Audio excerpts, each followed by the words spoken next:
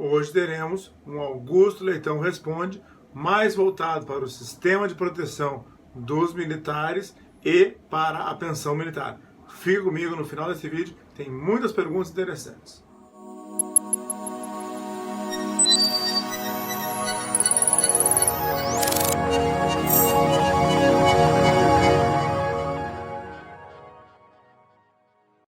Bem-vindos de volta! Antes de mais nada, inscreva-se no canal, já se inscreva aqui embaixo, ative todas as notificações, deixe seu like, compartilhe o nosso conteúdo e comente. Quem sabe o seu comentário não vira um Augusto Leitão Responde. Passe nas nossas redes sociais, nós temos o meu Facebook e temos também o meu Instagram, o @Augusto Leitão. Lá você encontra vídeos, alguns trailers e umas frases que você pode salvar e compartilhar. É o @Augusto Leitão. Me segue por lá também.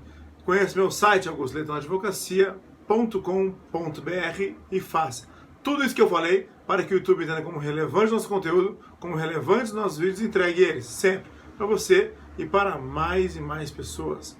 Vamos às primeiras perguntas. Pergunta número 1. Boa noite, doutor Augusto Leitão. Pode me explicar o que é beneficiário instituído da pensão militar? Bom, beneficiário instituído era uma figura que existia lá na Lei 3765 de 1960, lá na redação original, quando ela foi criada. Essa figura já está revogada, mas para aqueles militares que contribuem com 1,5%, ainda seria possível instituir algum beneficiário. Acontece o seguinte: quem é o beneficiário instituído? Existe o artigo 7º, onde nós temos a relação de todos os beneficiários possíveis da Lei 3765. Aí tem lá viúva, filha de qualquer condição, filhos e tal. E aí vai chegando cada vez beneficiários mais remotos. Até que lá no inciso 6º, na 6ª ordem de prioridade, nós temos o beneficiário instituído. O beneficiário instituído, na verdade, lá em 1960, não havia essa igualdade de condições entre irmãos, havia diferença entre filhos dentro do leito, filhos de outro leito. Então, às vezes, filhas que não estavam no casamento, alguns militares eventualmente utilizavam essa figura do beneficiário instituído, ou uma companheira, ou uma pessoa que não era casada com um militar. Não existia, como conhecemos hoje, o Instituto da União Estável. Então, havia companheiras que, para poder receber a pensão militar, utilizavam-se do inciso 6º, mas não é tão fácil de receber na qualidade de beneficiário instituído. Na verdade, é bem difícil, porque o beneficiário instituído ele só vai receber quando, vistas todas as ordens de prioridade anteriores a ele, não existe mais ninguém para receber a pensão. E é proibida a reversão de pensão para o beneficiário instituído, exatamente porque não pode ter ninguém antes para receber a pensão. Ou seja, se houver uma filha, se houver uma esposa, é a esposa que vai receber e não vai reverter para o beneficiário instituído.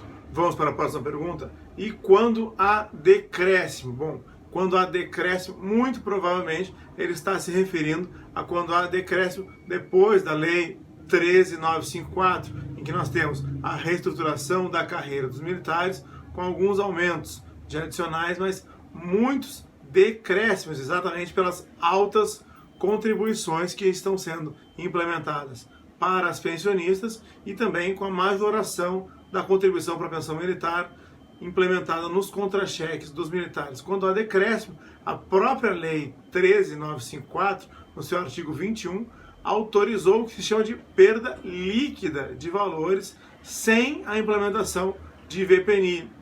Ou seja, se não houver a redução bruta dos valores, e é o caso exatamente quando nós temos o aumento de uma contribuição sem mexer nos valores brutos, quando não houver essa redução bruta, os militares e as pensionistas poderão ter perda líquida de proventos e pensões, porque a VPNI prevista na Lei 13.954 não contemplou a perda líquida, o que eu entendo que não está correto e pode ser discutido sim judicialmente.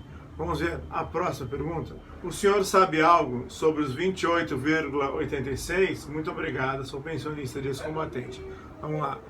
28,86, eu fiz um vídeo bem detalhado, se você quiser entender do que se trata, o que foi, o que representou para os militares e para os servidores civis na época, vou deixar aqui o link desse vídeo, tá certo?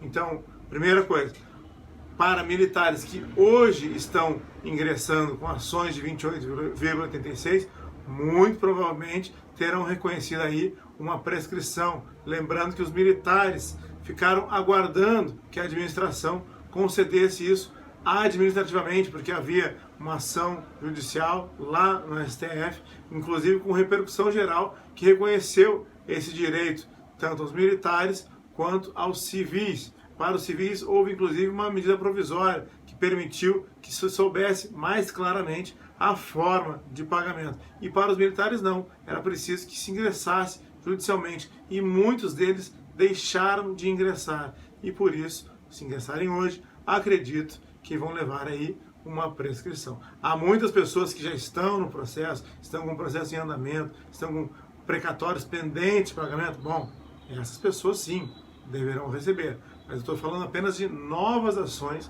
de 28,86. Boa noite, doutor Augusto. Sou pensionista, filha desde 1978 de um policial militar do antigo Distrito Federal. Não recebi o reajuste do salário depois do desconto obrigatório implementado para todas as pensionistas. Isto está correto? Sou do Rio de Janeiro. Bom, primeira coisa, os militares do antigo Distrito Federal, assim como os ex-combatentes, a pergunta anterior aqui era de ex-combatente, foram os mais prejudicados pela Lei 13954. Por quê? Porque a Lei 13954, ela trouxe altas contribuições, estou falando aí de 3%, 9,5% para as pensionistas que eram não contribuintes antes, mas ela trazia algum tipo de contraprestação, a majoração do adicional de habilitação, trocar o adicional por tempo de serviço pelo adicional de compensação por disponibilidade militar.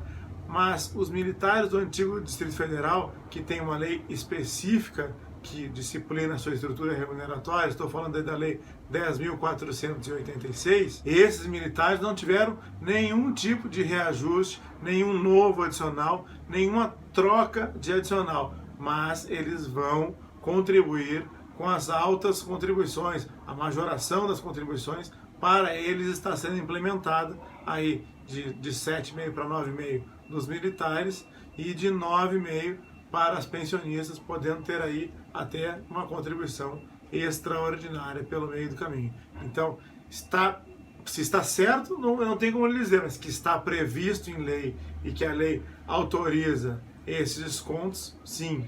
Vamos para a próxima pergunta. Boa noite, doutor.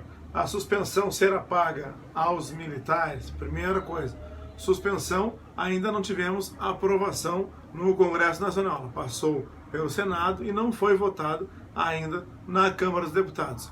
O que é que está acontecendo com os militares? O texto que saiu do Senado está sem militares das Forças Armadas e sem os militares dos estados. Para que eles possam fazer parte do PL 1328, é preciso que sejam apresentadas emendas na Câmara dos Deputados. E há 2 deputados que têm textos de emendas que podem sim incluir os militares. Acredito que eu tenha respondido a pergunta dele aí. Boa noite, moro em Natal, Rio Grande do Norte, sou pensionista da Marinha.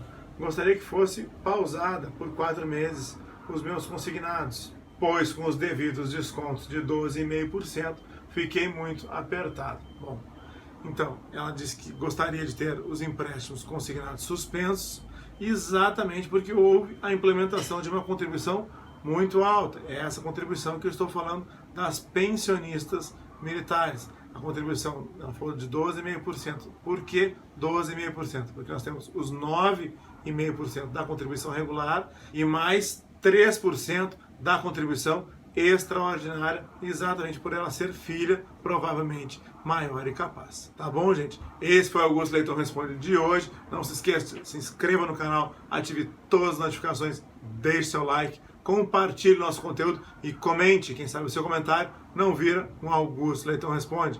Passe nas nossas redes sociais, nós temos o meu Facebook e temos também o meu Instagram, o @Augusto Leitão. Lá você encontra trailers, vídeos e algumas frases que você pode salvar e compartilhar. É o @Augusto Leitão. Me segue por lá também.